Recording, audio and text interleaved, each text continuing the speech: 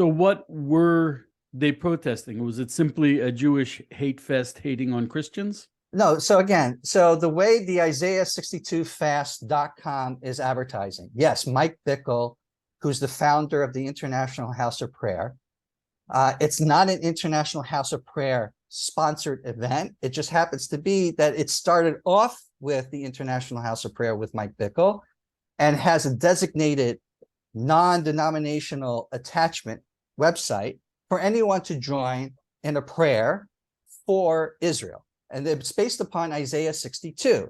And the way that Mike Bickle has explained it, again, he's a Christian. So it's important to understand this. Christians look at the Hebrew Bible from a Jesus paradigm interpretation of scripture.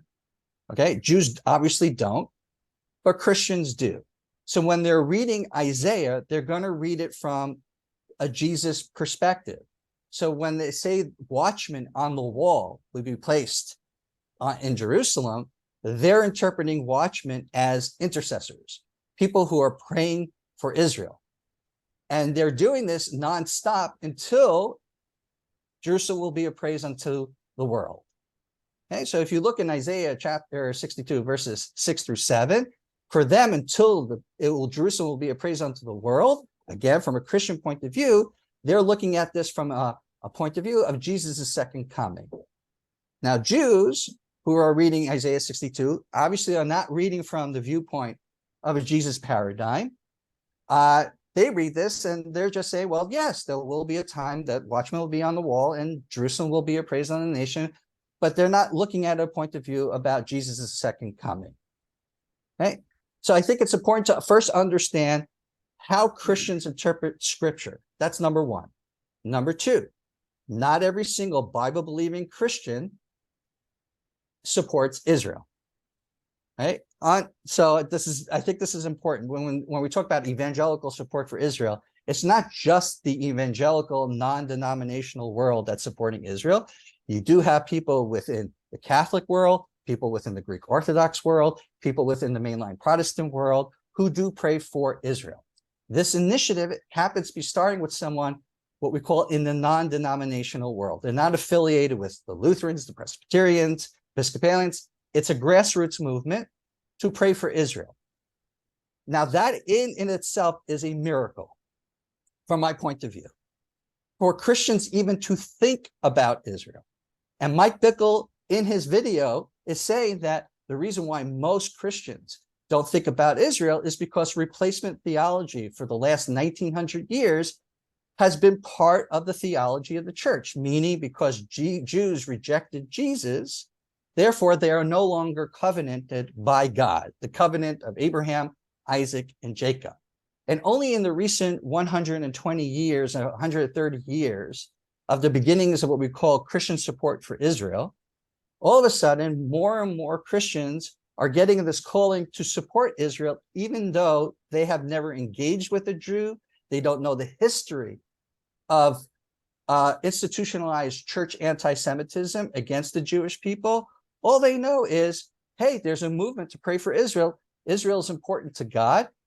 God is important to my life. There seems to be 1 million people who are part of this movement. I want to join in and pray for Israel. So I want to just dissect this because it's extremely important, because if Jews watching this video, all of a sudden, because you hear that Christians are praying for Jews to accept Jesus, I think we have to understand, first of all, what does that mean?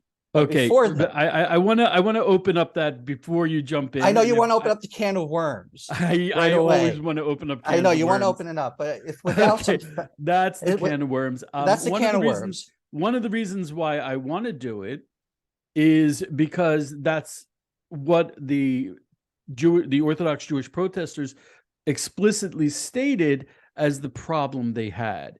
Yeah. They said missionaries go home. They didn't say Christians go home. And they were anti-missionary. Right. And I'd like to read you something from the International House of Prayer's online Israel mandate. It says, our mission is to mobilize an international prayer movement that would pray 24/7 for the nation of Israel to receive their Jewish Messiah, Yeshua, Jesus. Jesus promised the nation of Israel an unusual visitation of his presence at the end of the age when the Jewish leaders will recognize him as their true Messiah and deliverer. And this is an explicit call to have Jews accept Jesus. And I want to emphasize. Wait, so I want to define that. I want to make sure that's clear. This is an explicit call for Christians to pray that Jews would accept Jesus. I want to make the differentiation, because once you say that, there's no act on that's going ahead and forcing Jews to accept Jesus. It is a prayer. No, we're not having an inquisition, but we're not. No, I think this is important. I know that Jews, when they hear that, they're thinking, oh, Crusaders. But again, this was an organized private event that was arranged with the Davidson Center. People coming, in order to get into that event, you had to register. And they made this event. Yes, part of this event was praying for Jews to accept Jesus. Okay. So that's the context of it. And I think that's important.